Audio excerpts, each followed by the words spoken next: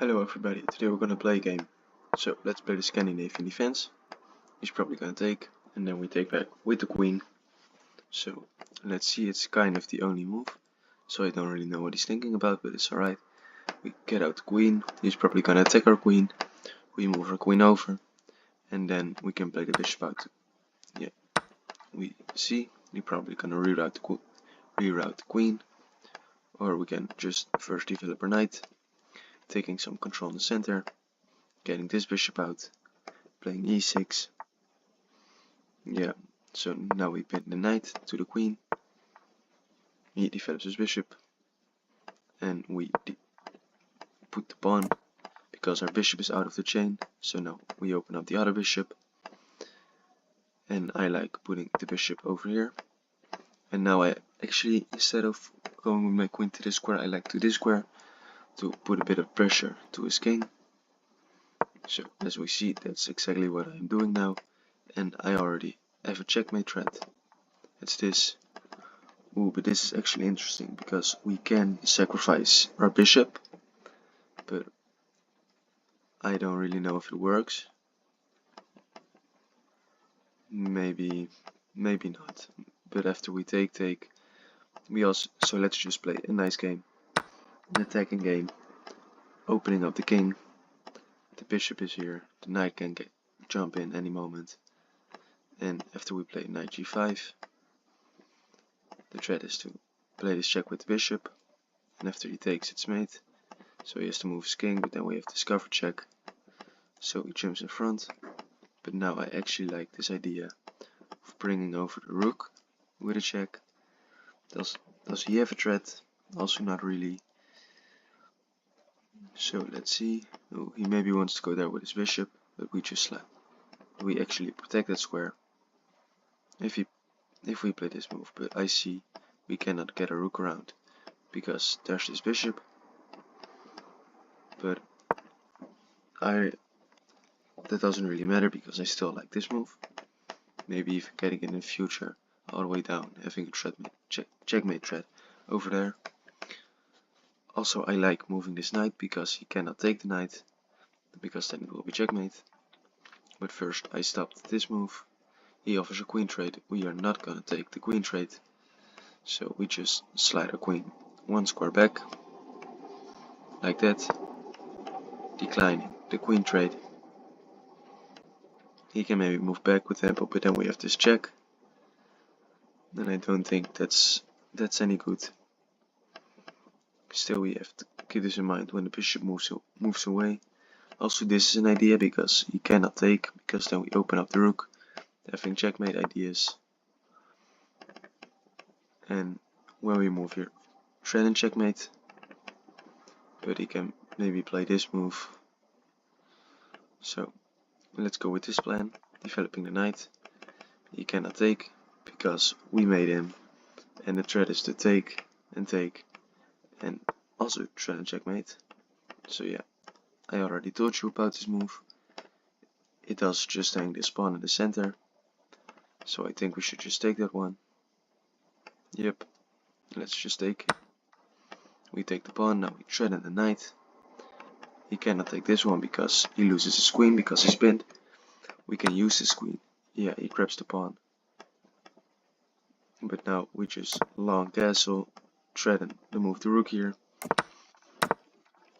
Look, yeah, this is just, I don't think we even have to take the knight, but we can go there because we just threaten too much.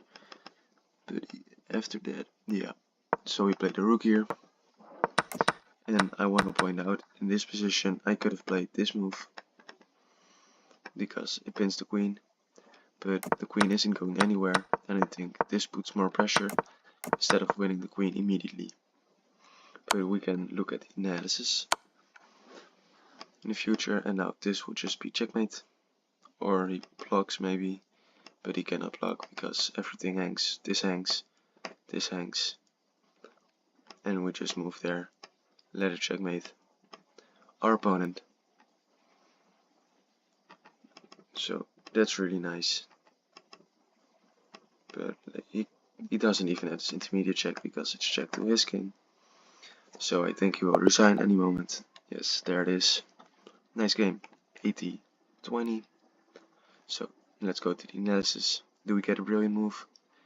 No, we don't get a brilliant move, fortunately. 77.4, not the best, but that's probably because we sacrificed a piece for no reason. So everything we play by the book, and we made a mistake here. The best move was developing the knight, but I played this move and it's a mistake because, not because of Siva, because of this. And what if I just drop back? What happens? Then he plays c5. What if I move to the side? Yes, c4. I move back. And then he traps the queen. Not even, because I can move here. Oh, I can move there. So he had to find this long sequence of playing a6. It's pretty impressive to get my bishop to this square, so I cannot move there with my queen anymore. Then he can play c4, kicking my queen out, c5, putting my bishop back, and to take away this square from my queen. And then he has this move bishop e7, trapping my queen.